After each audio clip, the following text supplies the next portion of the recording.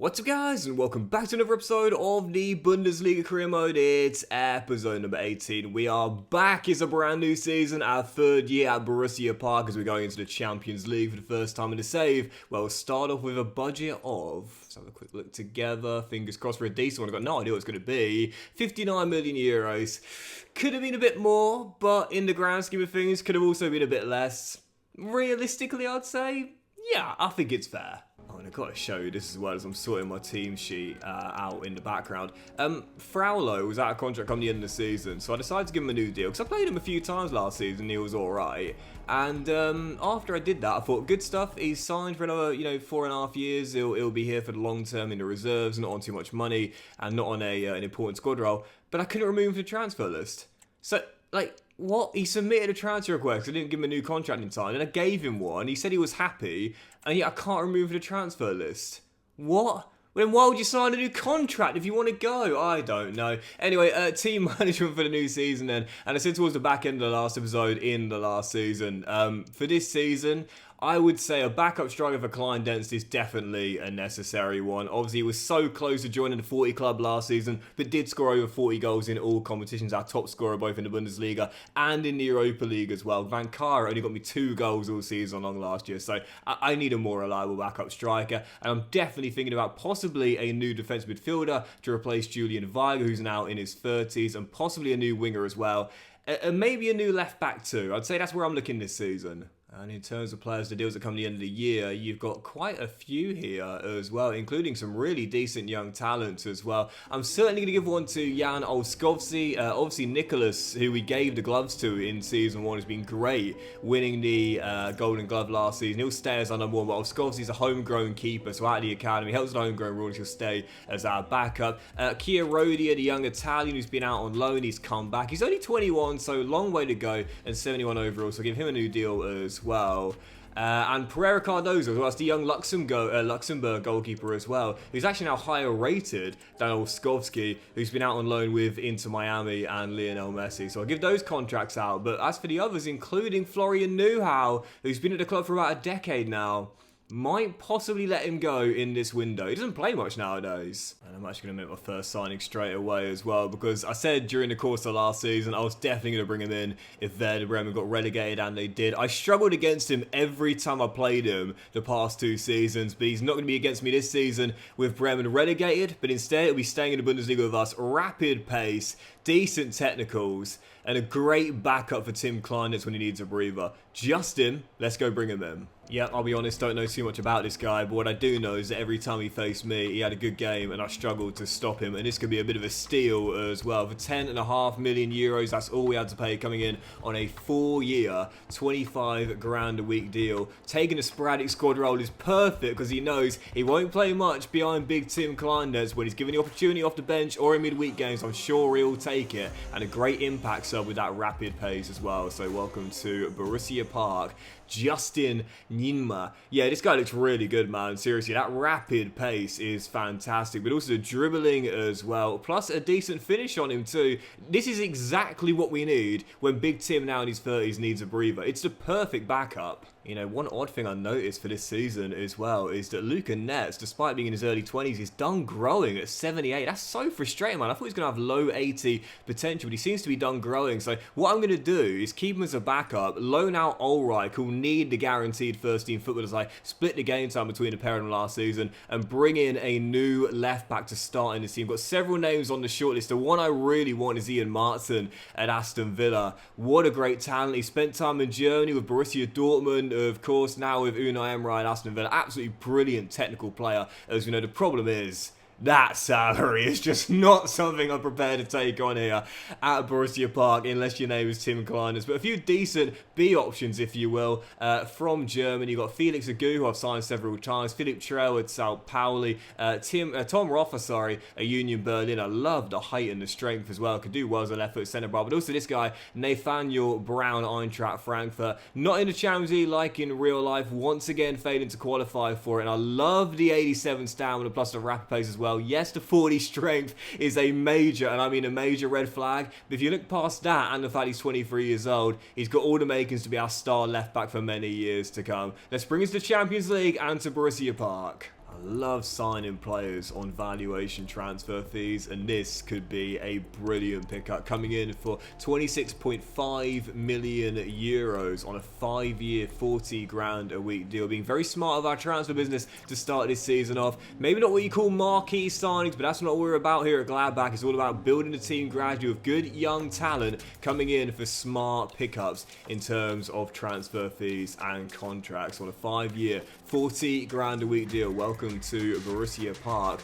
Dual national German and American Nathaniel Brown. Yep, really excited about this guy. Already 80 overall at 23 years old. And again, I didn't think that either Lucas or Luca would stop growing in the mid to late 70s. I thought they both had some pretty solid potential, but evidently I was wrong. So what I'm going to do is again loan Ulreich out, because he's still the one that's growing. So hopefully that'll give him a bit more growth for this season, and keep Luca as my backup for Nathaniel. This is a really smart pickup. Oh, by the way, Pereira Cardozo shows great potential. This is that young Luxembourg goalkeeper I believe is Mönchengladbach's best young talent, but obviously Nicholas has been so good since the beginning of the save, so he's going to stay as our number one. With that being the case, I'll loan Thiago back out again to keep him growing out on loan to eventually take over from Nicholas when he's about 29, 30 years old.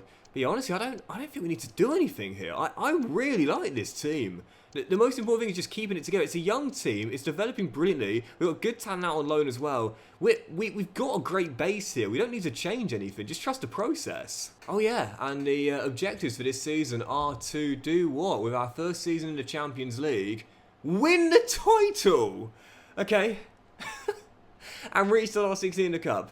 Well, technically we were Bayern's closest challenger last year, but I'm using the word closest very loosely considering how much they dominated. Reached the last 16 in the Cup, easy, that's done pretty much straight away. And reached the quarters of the Champions League. Now I'm going to be targeting that. I think we can do that, definitely, but considering we knocked out the last 16 in the Europa League last year, that will be tough.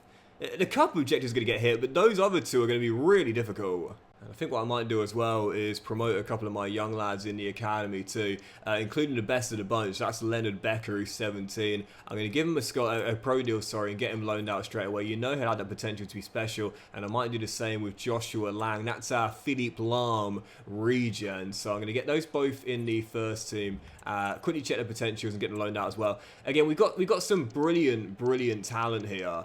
Where's Becker? There he is, potentially special as we expected. And Lang should have the same. Yes, he does indeed. We've got some brilliant players out on loan right now, but as I often say, to me, the problem is, in my opinion, I just feel as though youth players, they need to grow a lot quicker than they ordinarily do, or have higher base starts, because otherwise, you can do a save and you never even get to use them, really, because they just don't get to the level your team is as the years go on. I feel as though you need to have more of an incentive to use the academy. By the way, Frauler, this is what I mean. How did you put a bid in? He just signed a new contract like 2 weeks ago, and yet I can't take him off the transfer list now. It's like, what?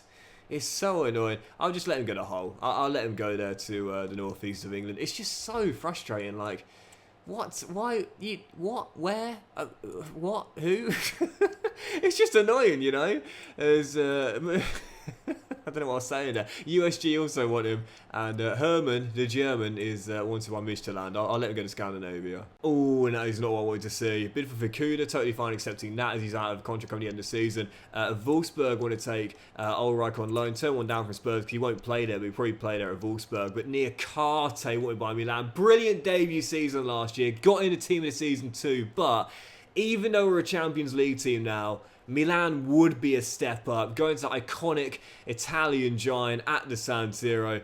Can't stand his way. I said before, for me, realism in the transfer market, unless I'm doing a save which is called the realistic career mode, it's not the sole priority, but it is something I'll still consider from time to time, especially in scenarios like this. So he's worth a lot more than that market valuation now, you'd say. And I'm going to say to Milan, give us 13.5 mil over, that's 36.5 mil, so that'll give us enough money to find a replacement.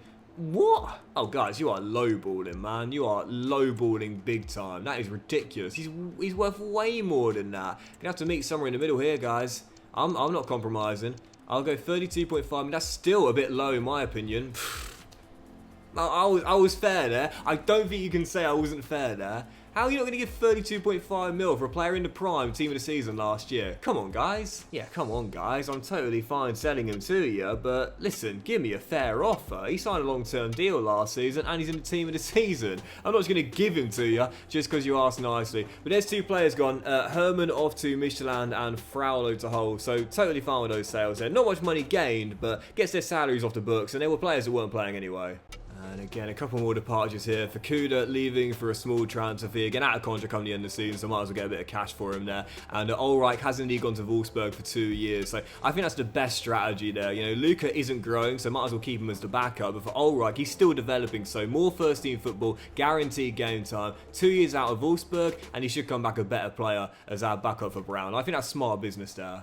And so I've just agreed 4 loan deals for our young talents. Pereira Cardozo back out on loan, this time to Hoffenheim, the Pro Zero Arena. That's perfect, so we can keep our eyes on him there in the Bundesliga and track his stats as well. Becker, that's our highest potential youth academy grad's gone to Eldense. We've already got 1 player out on loan at Eldense now. We've got another one too. A feeder clubs in career mode now would be so perfect, wouldn't they? For ease of loaning players, much more simpler, but also be a cool fit as well. See how your feeder club are getting on. Kevin Simon's gone out on loan to Club Bruges. That's a young talent we got out of the academy last season. Doesn't have any potential, but already good starting overall at 18 years old. And Joshua Lang, that's the Philippe Lahm regen, has gone to Granada for a couple of years in Spain as well. So over 20 mil in the budget. Still got 6 weeks to go for the window slam shut, but I don't know if we can do anything really. And what we're not going to do is sell Niakate to Leipzig because they missed out of the Champions League last season, whereas we finished second. So if he wants to go, he can go, but only to a bigger club and a side playing in the Champions League as well. But honestly, oh no, speaking of bigger clubs, when the champions come calling, we saw it last season with Kone. You can't stand in their way. 18 minutes? Oh, it's a swap deal. I was going to say, what? Paul Nabel, great debut season for us last year, but gonna have to let him go. That is so annoying, man. He was really good for us last season. You know, high stamina, versatile, my kind of player as well, but yeah, I can't stand in his way if Bayern come calling, man. I feel like we've taken over from Borussia Dortmund, you know. Can I ask for Harry Kane in return?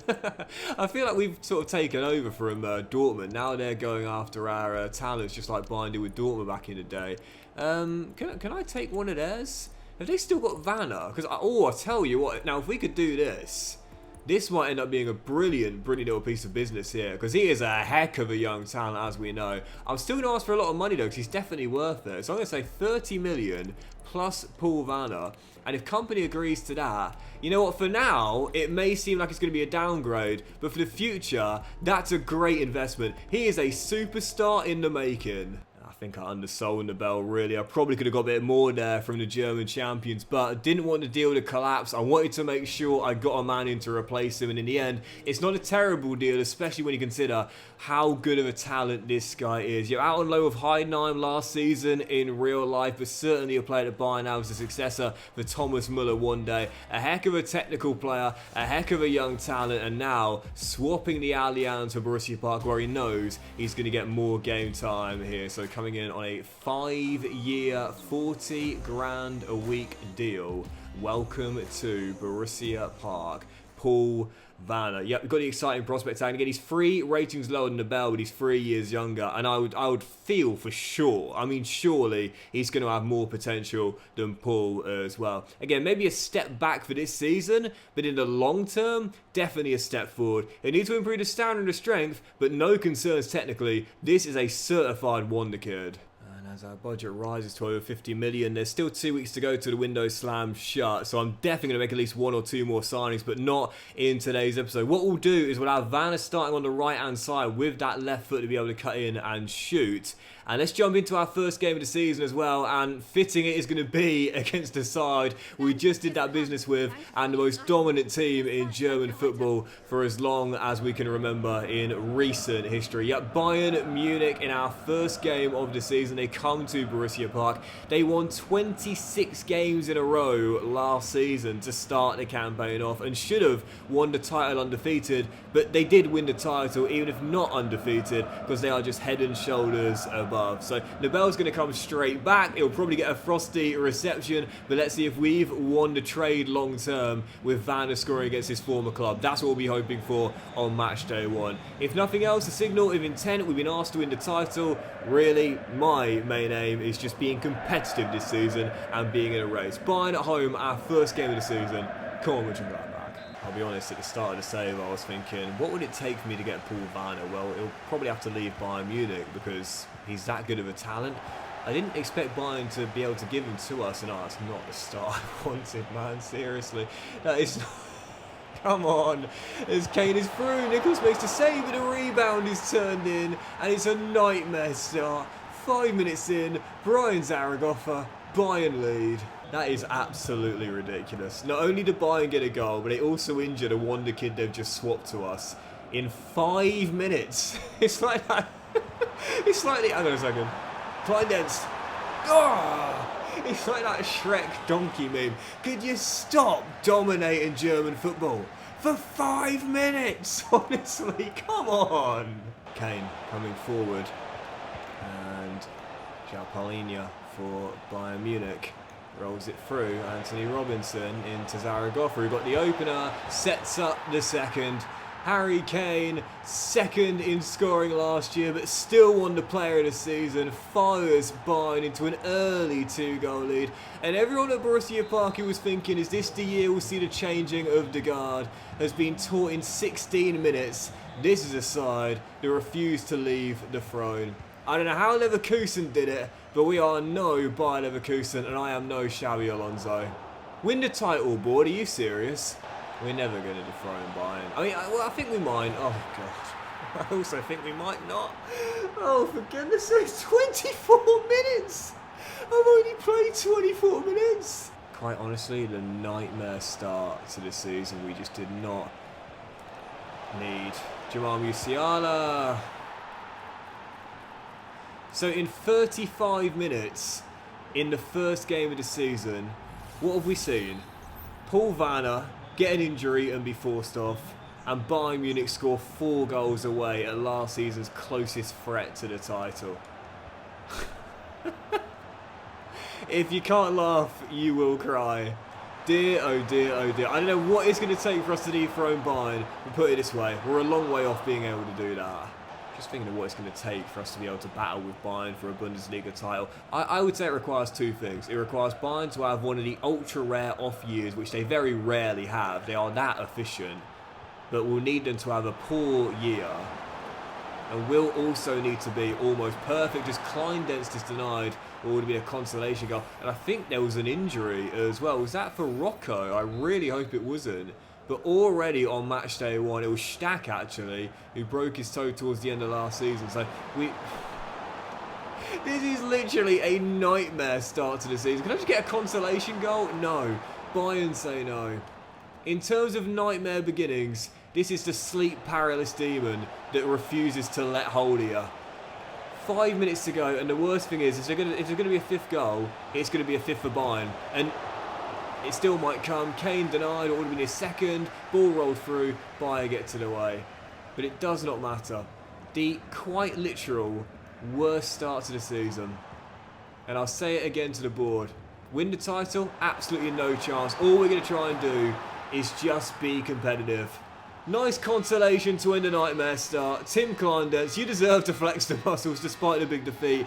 And that is how we'll end today's episode. Guys, massive thank you for watching the season opener. If you've enjoyed it, then please do drop a like. Much love to you all. Have a fantastic day. And we'll return in the next one with the remainder of the transfer window, where with over 50 mil in the budget, no doubt about it, we'll definitely need to make at least 1 or 2 more signs on the back of that humiliating opening day defeat to Bayern Munich. We'll have the draw for the Champions League phase, and we should play the first game as well. And more games in the Bundesliga, aiming to put our first points on the board. All I'll say is thank goodness we won't be playing Bayern Munich until at least January. Have a great day, guys. Much love, and I'll see you in the next episode very soon.